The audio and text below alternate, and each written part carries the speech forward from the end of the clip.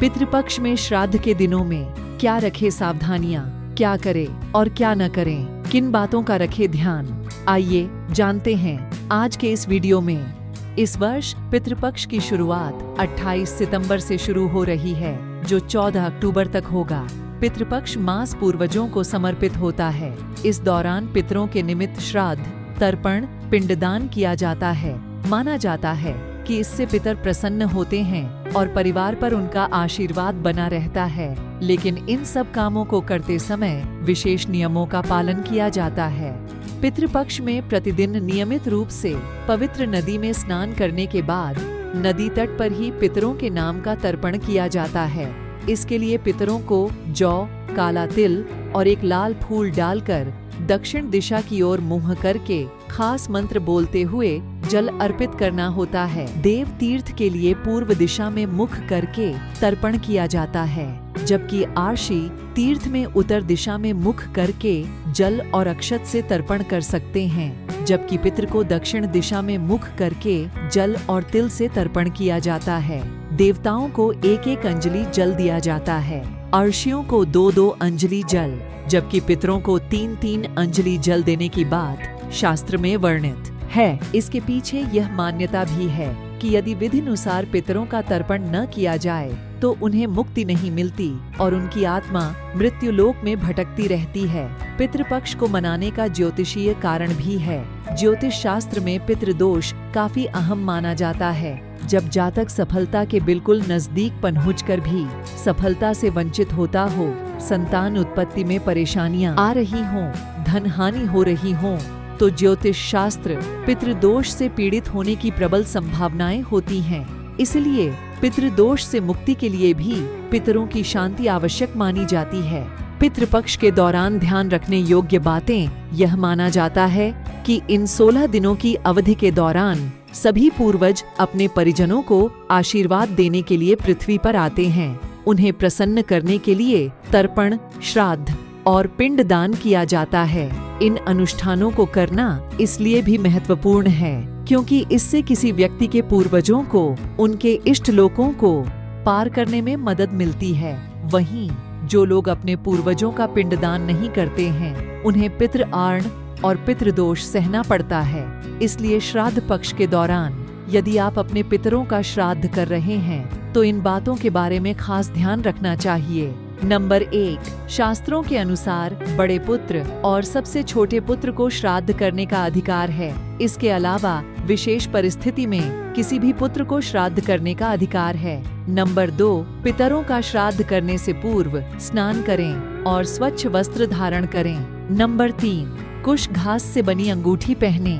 इसका उपयोग पूर्वजों का आह्वान करने के लिए किया जाता है। नंबर 4, पिंडदान के एक भाग के रूप में जौ के आटे, तिल और चावल से बने गोलाकार पिंड को भेंट करें। शास्त्र सम्मत मान्यता यही है कि किसी सुयोग्य विद्वान ब्राह्मण द्वारा ही श्राद्ध कर्म, पिंडदान, तर्पण करवाना चाहिए।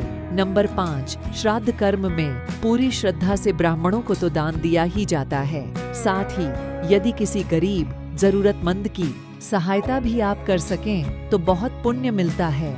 इसके साथ साथ गाय, कुत्ते, कौवे आदि पशु पक्षियों के लिए भी भोजन का एक अंश जरूर डालना चाहिए। श्राद्ध पक्ष के दौरान न करें ये काम। नंबर 1, शास्त्रों के अनुसार पितृपक्ष के दिनों में कोई भी शुभ कार्य नहीं करना चाहिए। इस दौरान कोई वाहन या नया सामान न खरीदें। नंबर 2, इसके अलावा मांसाहारी भोजन का सेवन बिल्कुल न करें। श्राद्ध कर्म के दौरान आप जनेऊ पहनते हैं तो पिंडदान के दौरान उसे बाएं की जगह दाएं कंधे पर रखें। नंबर 3, श्राद्ध कर्म कांड करने वाले व्यक्ति को अपने नाखून नहीं काटने चाहिए। इसके अलावा उसे दाढ़ी या बाल भी नहीं कटवाने चाहिए। नंबर 4, तंबाकू, धूम्रपान, सिगरेट या शराब का सेवन न करें। इस तरह के बुरे व्यवहार में लिप्त न हों। यह श्राद्ध कर्म करने के फलदायक परिणाम को बाधित करता है। नंबर 5, यदि संभव हो तो 16 दिनों के लिए घर में चप्पल न पहने। ऐसा माना जाता है कि पितृपक्ष के पखवाड़े में पितृ किसी भी रूप में आपके घर में आते हैं, इसलिए इस पखवाड़े में किसी भी पशु या इंसान का अनादर नहीं किया जाना चाहिए। बल्कि आपके दरवाजे पर आने वाले किसी भी प्राणी को भोजन दिया जाना चाहिए और आदर सत्कार करना चाहिए। नंबर 6, पितृपक्ष में श्राद्ध करने वाले व्यक्ति को ब्रह्मचर्य का पालन करना चाहिए।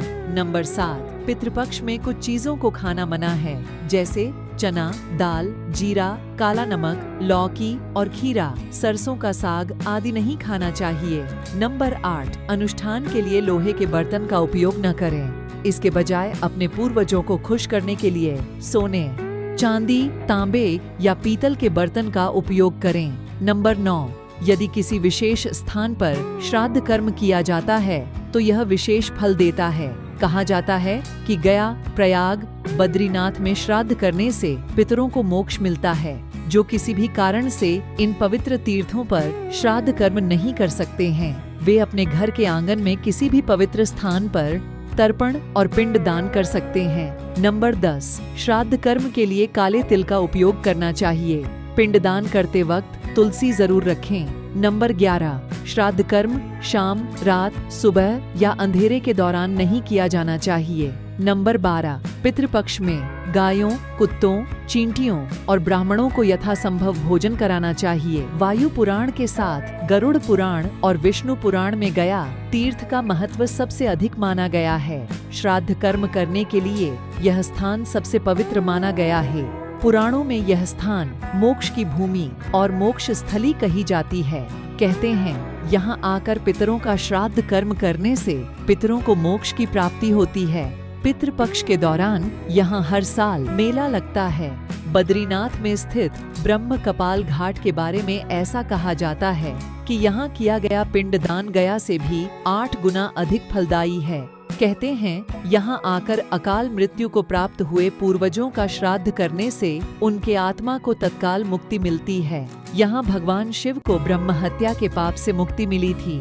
यह स्थान बद्रीनाथ धाम से कुछ ही कदम की दूरी पर अलकनंदा के तट पर स्थित है। ऐसी मान्यता है कि यहाँ पांडवों ने भी महाभारत युद्ध में मारे गए परिजनों की मुक्ति के लिए पिंडदान किया था। गंगा, यमुना और सरस्वती के संगम पर पितरों का तर्पण करना श्रेष्ठ माना जाता है। इलाहाबाद में पितृपक्ष का बहुत बड़ा मेला लगता है। यहाँ पर दूर दराज से लोग आकर पिंडदान करते हैं और पितरों के मोक्ष के लिए कामना करते हैं। ऐसी ही हिंदू धर्म संस्कृति से जुड़ी जानकारी के लिए हमारे चैनल को लाइक एवं सब्सक्राइब अवश्य करें। धन्यवाद।